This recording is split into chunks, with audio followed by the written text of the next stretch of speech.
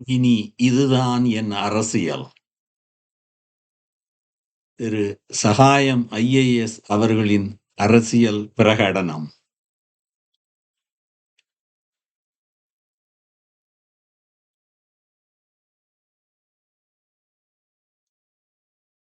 மக்களின் கேள்வி: நேர்மையாளர் ஏன் தயங்குகிறார்?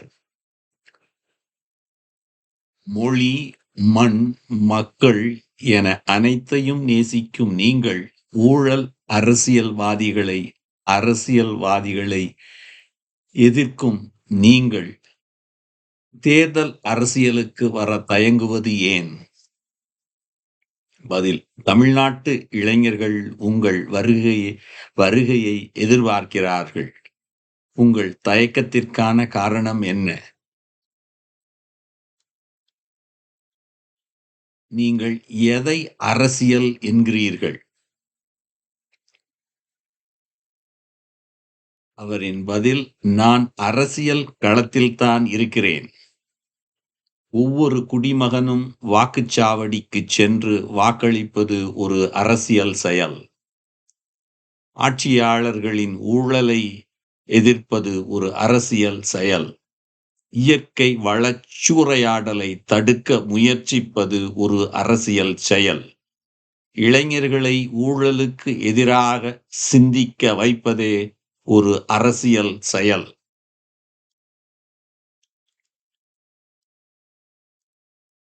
வெகு மக்களின் வாழ்வை சிதைக்கும் அமைப்பு. லட்சக்கணக்கான விவசாயிகள் தற்கொலை செய்து கொள்வது ஒரு தேசிய அவமானம். விவசாயிகள் கடனில் மூழ்கியுள்ளனர். இடு பொருட்களின் விலை அதிகம். ஆனால் விளைச்சலுக்கு கிடைக்கும் வருவாய் மிக மிக சொற்பம். தமிழ்நாட்டில் 90 லட்சத்திற்கும் மேற்பட்ட இளைஞர்கள் வேலைக்காக காத்திருக்கிறார்கள். பொறியியல் பட்டதாரிகள் வாடகை வாகன ஓட்டுநர்களாக பணிபுரியும் அவலம். தேர்தல் களம் அது ஒரு வியாபார களம். முதலீடு, வாக்கு, பல்லாயிரம் கோடி லாபம். பல்லாயிரக்கணக்கான கோடிகளை முதலீடு செய்து வெற்றி பெற்றவுடன் லாபம் பார்க்கும் ஒரு பெரிய தொழிலாக அரசியல் மாற்றப்பட்டுள்ளது. அதிக செலவினம் கொண்ட தேர்தல்களே ஊழலின் ஊற்றுக் கண்ணாக இருக்கிறது.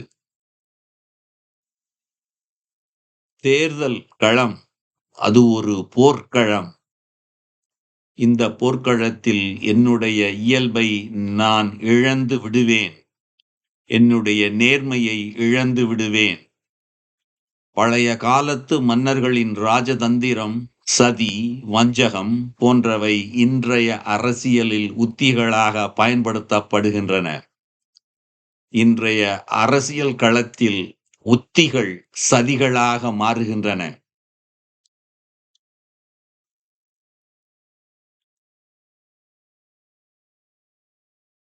நமது ஜனநாயகத்தின் முரண்பாடு. ரூபாய் 500 திருடியவர் அடி, உதை, சிறை. ஆனால் 5000 கோடி ரூபாய் கொள்ளையடித்தவர் மாண்புமிகு மரியாதை, கௌரவம். அமைப்பு முழுவதும் பரவியிருக்கும் கிருமிகள். சட்டமன்றம், நிர்வாகம், நீதிமன்றம். பொறுப்பேற்பு இல்லை. சட்டமன்றம், நிர்வாகம், நீதிமன்றம் என எந்த அமைப்பிலும் பொறுப்பேற்பு, அக்கவுண்டபிலிட்டி என்பதே இல்லை. ஒருவர் தவறு செய்தால், கடமையை செய்ய தவறினால் அவரை தண்டிப்பது கிட்டத்தட்ட ஆகிவிட்டது. கிரிமினல் ஆதிக்கம். நம்முடைய ஜனநாயக அமைப்புகளில் கிரிமினல்களின் ஆதிக்கம் பெருகிவிட்டது. என்ன தப்பு செய்தாலும் தப்பித்துக் கொள்ளலாம் என்ற நிலை எவ்வளவு மோசமானது!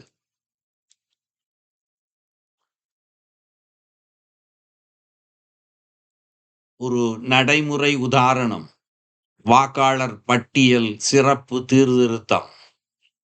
தி இஷ்யூ தேர்தலுக்கு இன்னும் 5 மாதங்களே உள்ள நிலையில் இந்த சிறப்பு சீர்திருத்தம் அவசியம்தானா? தி டேஞ்சர் 2002ஆம் ஆண்டு பட்டியலை அடிப்படையாக கொண்டு திருத்தம் செய்வது பல குழப்பங்களையும் சிக்கல்களையும் உருவாக்குகிறது. பல லட்சம் வாக்காளர்களின் பெயர்கள் நீக்கப்பட்டு விடுமோ என்ற அச்சம் எழுகிறது. இது குடிமக்களின் அடிப்படை உரிமையான வாக்குரிமையை பறிக்கும் செயல். பெர்சனல் அனெக்டோட் 2021இல் வாக்களித்த என் மகளின் பெயர் தற்போது காரணம் பெறப்படாமலேயே நீக்கப்பட்டுள்ளது. அப்படியானால் தீர்வுதான் என்ன?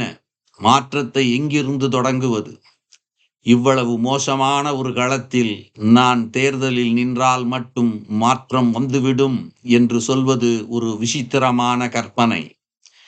எனவே உண்மையான அரசியல் என்பது தேர்தலுக்கு முன்பே தொடங்குகிறது. புதிய பாதை, கோட்பாடு மற்றும் மக்கள் அரசியல்.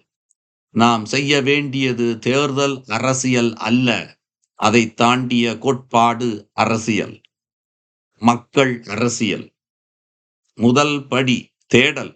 சிறந்த உணவு, சிறந்த பள்ளி, சிறந்த வாழ்க்கை துணையை தேடும் நாம் ஏன் சிறந்த தலைவனை தேடுவதில்லை? சாதி மதவெறியை தூண்டுபவர்களையும் ஊழல் செய்பவர்களையும் தலைவர்களாக ஏற்கும் கலாச்சாரத்தை முதலில் மாற்ற வேண்டும். ஓர் எழுச்சிக்கான செயல் திட்டம். கட்டமைப்பை உருவாக்குவோம். Build a strong foundational structure for the movement. 2. மக்களை சந்திப்போம். Go to the people directly. விவசாயிகள், நெசவாளர்கள், ஒடுக்கப்பட்ட மக்கள், உழைப்பாளர்கள். புரிய வைப்போம். Educate them on the politics that guarantees their future. 4. புதிய எழுச்சியை உருவாக்குவோம். Ignite a new mass awakening. கற்பனைகளுக்கு பதில் சொல்வது வலிமையாக இருக்காது. ஊடகங்கள் மற்றும் டிவிகே விஜய் குறித்த வதந்திகளுக்கு ஊடகங்கள் தங்கள் கற்பனை சக்திக்கு ஏற்றாற்போல் எழுதுகிறார்கள், பேசுகிறார்கள். இது போன்ற கற்பனையான கேள்விகளுக்கு நான் பதில் சொல்வது சரியாக இருக்காது. இயக்கத்தின் நோக்கம் சித்தாந்தத்தை உருவாக்குவதே தவிர தனி நபர்களுடன் இணைவதோ அல்லது ஊகங்களில் ஈடுபடுவதோ இல்லை.